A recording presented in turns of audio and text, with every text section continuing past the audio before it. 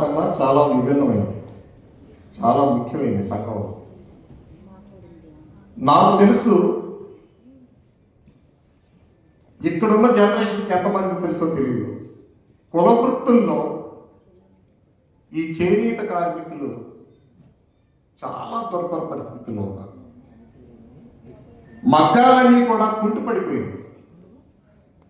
జమీందారులంతా ఈ బట్టల వ్యాపారాల్లోకి వచ్చి కోయంబత్తూరు ముందు చేరారు. అక్కడి నుంచి కూడా ఈ మగ్గాలన్నీ కుంటుపడిపోయి వీళ్ళకి ప్రభుత్వాలు ఎన్ని సహకరిస్తున్నా సరే వీళ్ళు ఏమి లేచి నిలబడలేకపోతున్నారు. ఏదో కరెంట్ ఖర్చులోని ఫ్రీ కరెంట్ అని, ఎన్ని యూనిట్లు వాడితే ఫ్రీ కరెంట్ అని, ఇది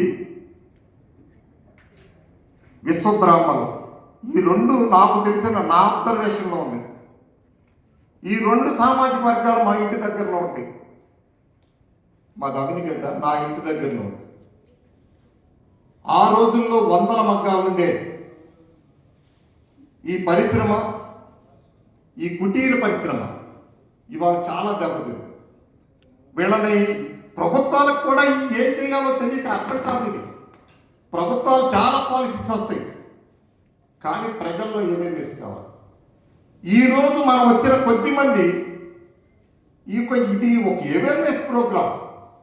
కనీసం ఇంట్లో టవలైనా, కనీసం చీరైనా, ఇంట్లో మనం తుడుచుకునే టవలైనా ఏదో ఒక వస్తువుని వాడగలిగితే వీళ్ళకి పెద్ద చేయూతనిచ్చిన వాళ్ళు.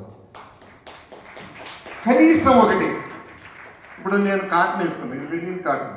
ఇలాంటి పెద్ద పెద్ద పరిశ్రమలు 30 దేశాల నుంచి ఇవన్నీ వచ్చేసినాయి. ఈ కాటన్ ఇవన్నీ ఈ కోయంబత్తూరు అంతా మన జమీందారులంతా అక్కడికి చేరి పెద్ద పెద్ద పరిశ్రమలు. బ్రిటిష్ పోయిన తర్వాత ఈ ఇండియాలో ఉన్న పెద్దోళ్ళంతా దీన్ని ఆక్రమించేశారు. నా చిన్నప్పుడు మా నాన్న వ్యవసాయ పనులు చేయాలంటే ప్రతి కుటుంబానికి ఈ పద్మశాలి కుటుంబం ఒక అటాచ్మెంట్ ఉండే. వాళ్ళు జత బట్టలు తీసుకొచ్చి ఇంటికాడ ఇచ్చేవాడు. మన నానమ్మలు, మన తల్లులు ఈ చీరలు కట్టుకుంటే ఆ చీరలు తీసుకొచ్చి ఇంటికాడ ఇచ్చారు. ఎక్కడైతేనే ఈ పెద్దోళ్ళంతా ఈ చీరలు కొట్టారు. అలా ఇవాళ మరి స్త్రీ ఔన్నిత్యం అంతా కూడా ఈ శారీస్ కట్టుకుంటే ఇవాళ కనపడింది. ఎంత గొప్పగా ఉంది. ఒక పల్లెలో ఉన్నట్టు ఇందాక బంగారు హారాలు వేసుకుని ఆ కాటన్ శారీలు కట్టుకుని వస్తే ఒక పల్లెలో ఉన్నటువంటి ఒక నడవడికి కనపడింది నాకు.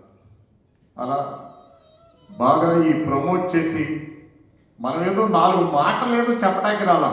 నేను రియల్గా ఈ డయాస్ ఎక్కుద్ది అనుకున్నాను, కానీ నా కళ్ళ ముందు నేను చూసినటువంటి ఈ పరిస్థితులని ఎక్కడో గ్రామాల్లో ఇదంతా దెబ్బతింది. ఎక్కడో మంగళగిరి అలా ఒక పెద్దోళ్ళ చేతుల్లో ఉంది. దీంట్లో కూడా ఒక చీరను వేయాలంటే ముందు వాళ్ళకు దొడ్డిలు కావాలి. చీర కట్టుకుంటానికి చాలా ప్లేస్ కావాలి.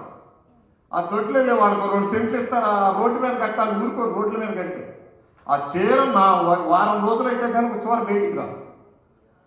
అలా మరి అవకాశం ఇచ్చినటువంటి లక్ష్మి గారిని నేను ముఖ్యంగా మా డైనమిక్ అనిత గారిని అభినందిస్తూ ఇంత కోరుస్తున్నాను. Thank you very much.